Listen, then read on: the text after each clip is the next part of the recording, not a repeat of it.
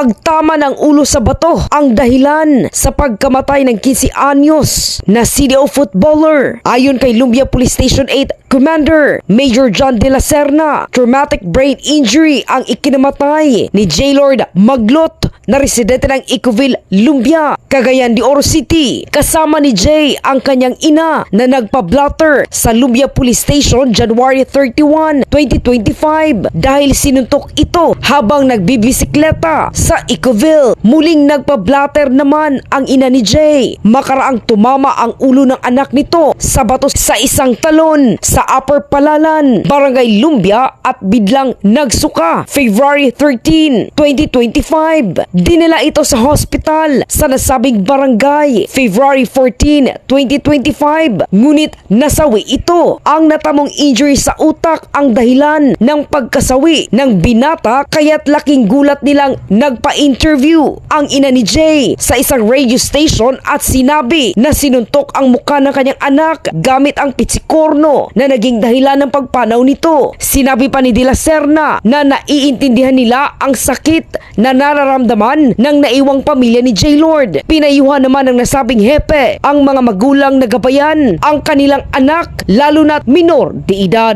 Ako si K5K Buscaino para sa Kampiyon na Balita, Serbisyo Publiko at Kasiyahan. K5 News FM. K5 News FM. News FM.